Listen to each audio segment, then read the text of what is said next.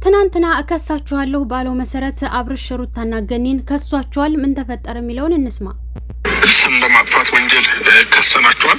በሁለተኛ ስም በማጥፋት ወንጀል ከሰናችኋል። ልዑልን እናንተ ናችሁ የወሰዳችሁት በመባላቸው እንግዲህ ሰሞኑን የተፈጠረውን በልዑል ጉዳይ ሁላችሁም ታውቃላችሁ።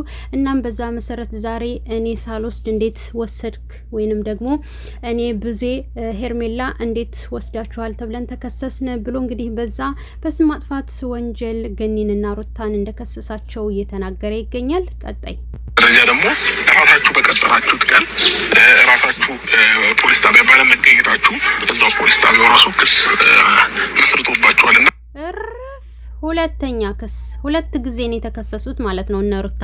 በመጀመሪያ ደረጃ ራሳቸው ቀጥረው ራሳቸው ስለቀሩ እንዴት ክስ ሊያቀርብባቸው ይችላል? እዚች ጋ ግን የተምታታ ነገር አለ። ምክንያቱም አንደኛ ክስ አቅርበው እያለ ልዑል ተገኘ።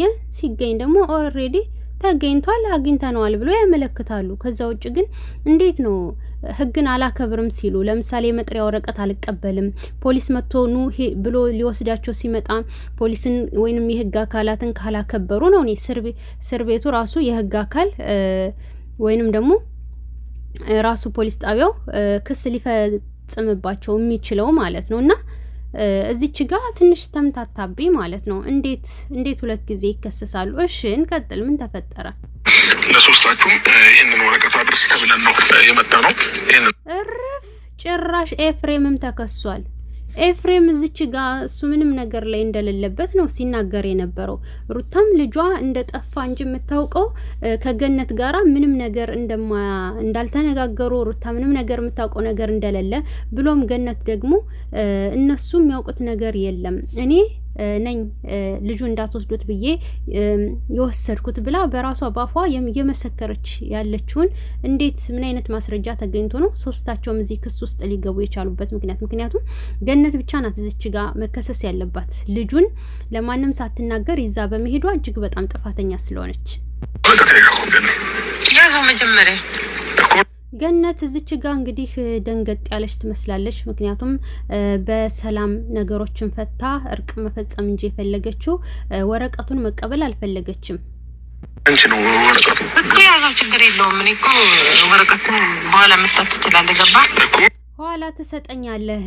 መጀመሪያ እንነጋገር፣ እርቅ ይሻለናል፣ ሰላም ይሻለናል ከመካሰሱ ይልቅ እያለች ነው ያለችው። እኛ አሁን የጠራናችሁ እናንተ ጋር ለመጨቃጨቅ ለመከራከር ምናምን አይደለም። እሷም እኮ መጨቃጨቅ አልፈለገችም። በሰላም ነገሩን እንፍታው ነው እያለች ያለችው። ሰላም አትፈልግም። ካሜራ ፊት ነው በቀደም መከሰሳችንን ወረቀት ይዛችሁ የመጣችሁት።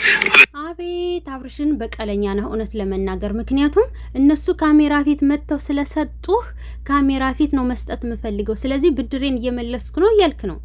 አሁን ከእናንተ ምን እንደምፈልገው ለጭቅጭቅ ሳይሆን የጠራናችሁ ወረቀቱን ይዛችሁ መሄድ ትችላላችሁ። ይሄ ሁሉ እኮ እነ ብዙ የሄደው ልጁ እንድውሰድ ብለው ባይሄዱ ኖሮ ይሄ ሁሉ አይፈጠርም ነበር። ይሄ ሁሉ ጭቅጭቅ፣ ይሄ ሁሉ ክርክር ምንም አይፈጠርም ነበር። እነ ብዙ የሄዱበት መንገድ አደገኛ ስለነበረ ይሄ ሁሉ ነገር እንዲመጣ አደረገ። ስለዚህ ጭቅጭቁን የፈጠረው ማነው? እነ ብዙ ናቸው፣ እናንተ ናችሁ። ውስጥ ቤት ገብታችሁ ያሸሩታ ለምን ቤት ገብተው ያነቡታል? እዛው ጋር እያሉ አንብበው ነው መቀበል ያለባቸው ሲጀመር እንጂ ዝም ብሎ ማንኛውም ሰው ክፉ ይሁን ጥሩ ይሁን ሌላ የወንጀል እንትን ይሁን ምን ይሁን ሳያጣሩ ዝም ብሎ ተቀብሎ ቤታቸው ሄዳችሁ አንብቦ ማለት ይከብዳል። እዛው ላይ ነው ማንበብ ያለባቸው። ሩታ ተቀብለዋለች እንግዲህ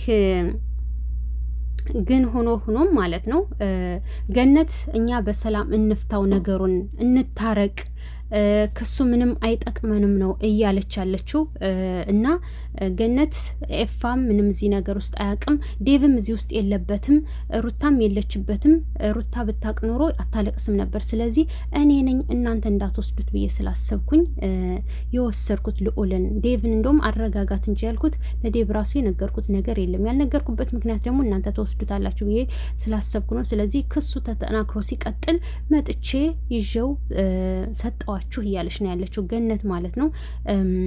እንግዲህ አብርሽ በተደጋጋሚ መሄድ ትችላላችሁ ነው ያላቸው ማለት ነው። ልክ ውሻ ያደረጋችሁ ሄዱ፣ ከዚህ በኋላ ልናወራም አንፈልግም እያለ ሲናገር ነበረ። እና ገነት መነጋገር ነው የፈለገችው፣ ግን አብርሽ እምቢ ብሏል። ብዙም ከዚህ በፊትም ነገሮችን ወደ ሩታ ነው እየተጫነች ያለችው ሲጀመር ብዙ ማለት ነው። እና የሚጠቅምሽን የሚጎዳሽን እወቂ ምልሽ ለዛ ነበረ። አየሽ አይደለ? ይሄ ነገር ደግሞ አንቺ ሳታቂ እንዴት ይሄ ነገር ሊሆን ይችላል ብላ ጠይቃ ነበረ።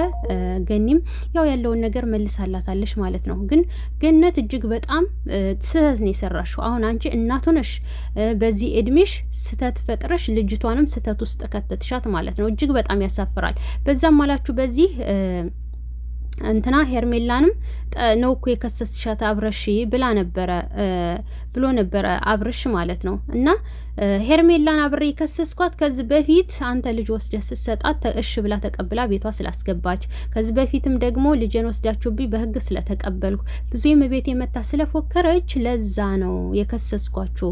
የህግ አካልም እኮ በመጀመሪያ የሆነ ወንጀል ተሰራ ወይንም ልጅ ጠፋ ሲባል ማን ነው የምትጠረጥሪው ነው የሚለው። ከዛም በኋላ ግን ማን ነው የምትጠረጥሪው ካለ በኋላ የምጠረጥረውን ሰው ደግሞ እናንተ ናችሁ፣ እናንተ ነው ልል የምችለው ብላለች። ሩታም የተናገረችው ነገር ልክ ነው። ህግም እንደዚህ ነው የሚያደርገው ማለት ነው። እና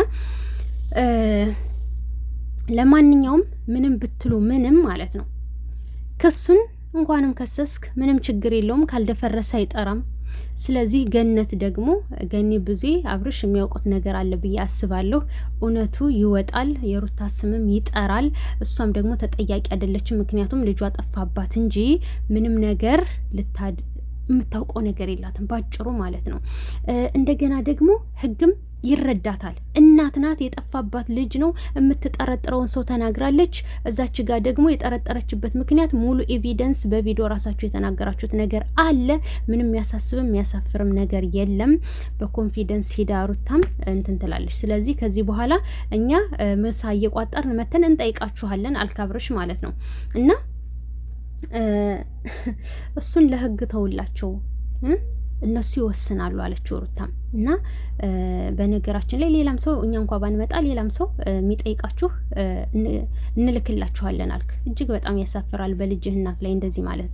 አሁን እሱ የሆነ ነገር ብትሆን ልጅቷ ምንድን ነው የምትሆነው? ልጅህ ማለት ነው ልዑል እናቱን አጣ ማለት አይደል? የእናት ፍቅር አጣ ማለት አይደል? እና ይህንን ብታስብ ጥሩ ነው።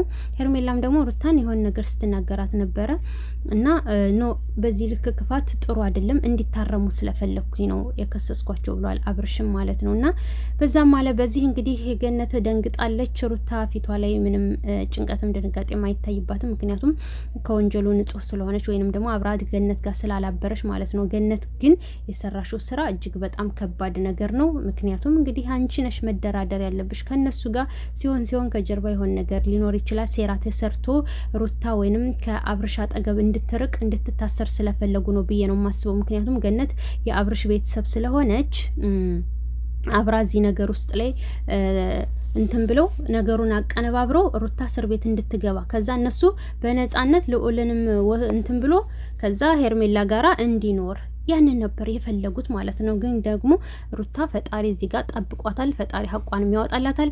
እናንተ ደግሞ በዚህ ሀሳብ ላይ ምን ትላላችሁ? አብርሽ መክሰሱ ልክ ነው አይደለም? ሩታስ የተናገረችው ነገር እንዴት አያችሁት? በሁሉም ሁኔታ ላይ ሀሳብ አስተያየታችሁን ኮመንት ላይ አሳውቁኝ። በተረፈ ወዳችኋለሁ። ላይክ ሰብ አድርጉ። አዲሱንም ቻናል ሰብስክራይብ አድርጉት። በቀጣይ ቪዲዮ እንገናኝ። ሰላም ቆዩልኝ።